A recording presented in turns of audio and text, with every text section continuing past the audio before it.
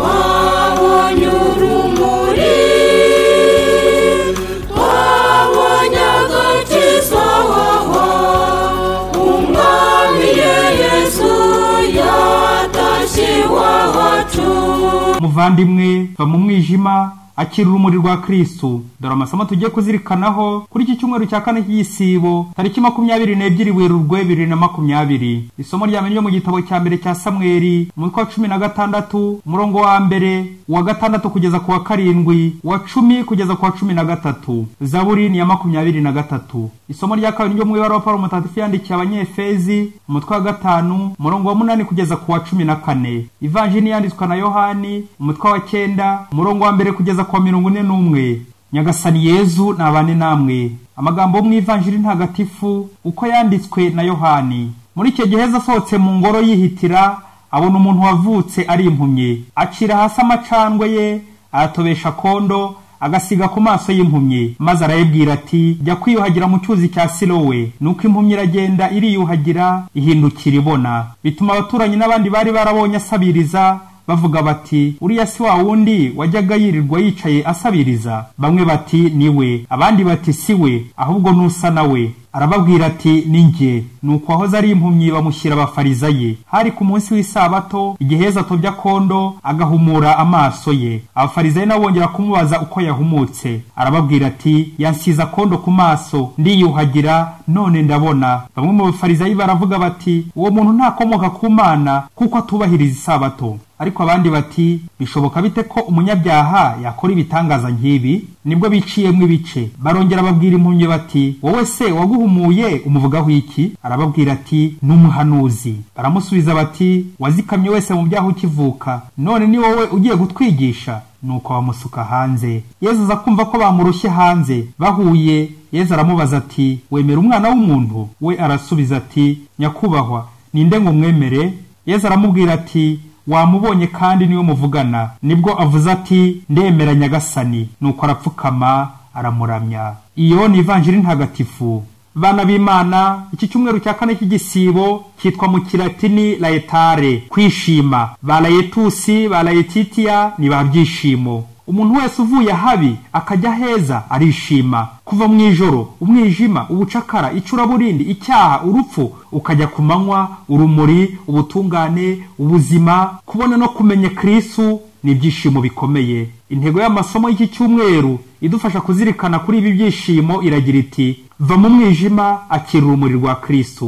Mu isomo rya mbere kumvise ukuntu umuhanuzi Samweli mu kujya gutora umwami wa Isiraheli Dawudi yahuye n'ikibazo buri muntu wese yahura nacyo cyo kurebera inyuma abantu, kuko twebwe abantu tutagera mu mitima. Nyamara Imana yo ntireba nk'abantu bo bareba imisusire, igihagararo, yo ireba umutima imbere. Uyu mutima niwo udufasha gukura kuri roho, tukagira ukwemera, tukagira amaso y'umutima, kuko Paulo abishishikariza Abanyefezi mu isomo rya kabiri ati, nimureke kugira uruhare ku bikorwa by'umwijima bitagira icyo bibyara, ahubwo mu byamagane. Kanguka usinziriye, haguruka uve mu bapfuye, maze Kristo akumurikire. Yesu arashaka ko tubona no mu Ivanjili y'uyu munsi arakiza impumyi ku mubiri, akayiha amaso y'ukwemera, bityo imenye Yesu uwo ari we. Natwe bavandimwe, mu kuva mu mwijima ngo twakire umuri rwa Kristo maze tubone, tugiye kwifashisha ingingo ebyiri ziduhumura, turebere hamwe inzitizi n'imbogamizi zo kubona Yesu. Ingingo ya mbere, inzitizi zo kubona Yesu.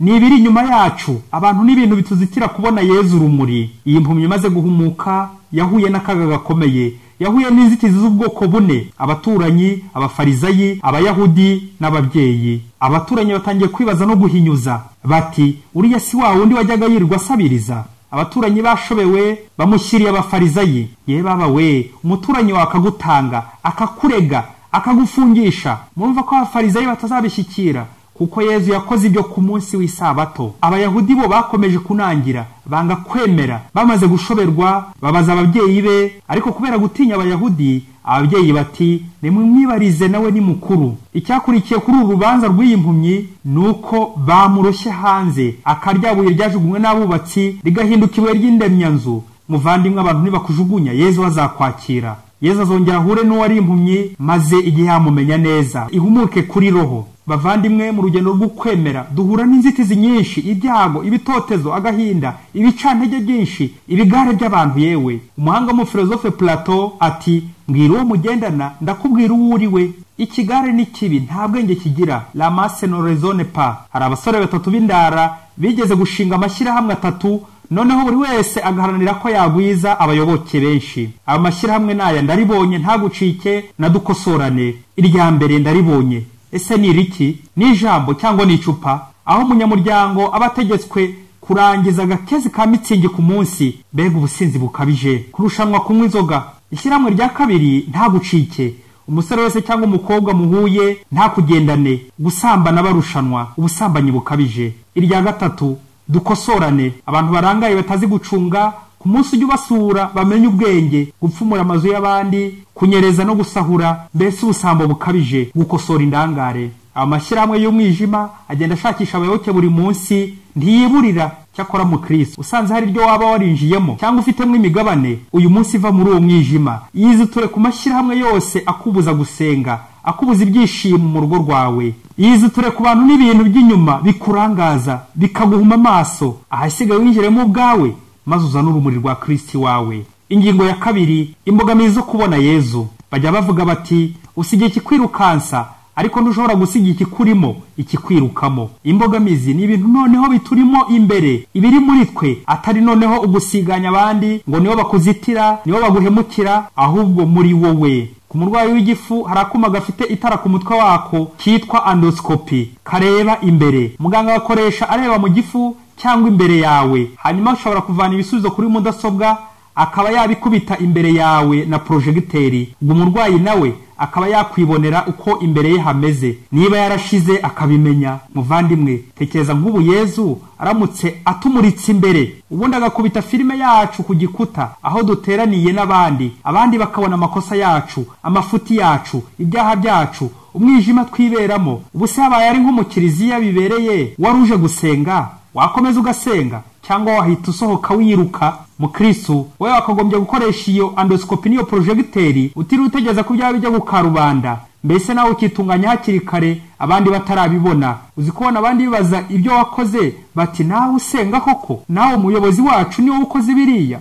ubwo bagatukwemera nyine. Abafarisayo n'abayahudi mu mbogamizi bagize muri iki kibazo cy'impumyi ni inshinga kumenya, savoir. Bigize babamenya, tuziko, ngenziko, bandabizi. Ntabwo rero bashobora kubona, ntibashobora kwemera ngo bamenye Kristo, ahubwo dutangariye intambwe ishimishije impumyi yateye kugeza ihumutse neza. Ubwa mbere yari imbere y'umuntu bita Yezu, aza kumubonamo umuhanuzi, akurikizaho umuntu waturutse ku Mana, hanyuma umwana w'umuntu na Nyagasani. Ivanjiri ya Yohani hakunze kugaragaramo inshinga ebyiri, voir et croire, kubona no kwemera. Kubona ibimenyetso bigufasha kwemera. Nawe mu Kristo va mu mwijima, nk'uyu wari impumyi yizituye ku kivunge, ikigare cyamubuzaga kubona Yezu, akemera intege nkeze, akareka Yezu akamuhumura. Nawe reba ibintu byose ukora rwihishwa, ukabikorera hatabona, ugakinga icyumba, amadirishya n'inzugi, ugira ngo wihishe amaso y'abantu. Nyamara Yezu we arakuruzi, kandi arifuza nawe ko wava muri uwo mwijima wazikamyemo. Ntufunge umutwe nk'abafarisayi, emera Kristo akumurikire. Mugire icyumweru cyiza, mubone Kristo. Mwari kubona Padiri Masumbuko Ladisirasi, murezi mu iseminari nto Mutagatifu Aloyizi, Diyosezi ya Cyangugu. Wabonye urumuri, wabonye agakiza, umwami Yesu yatashye iwacu.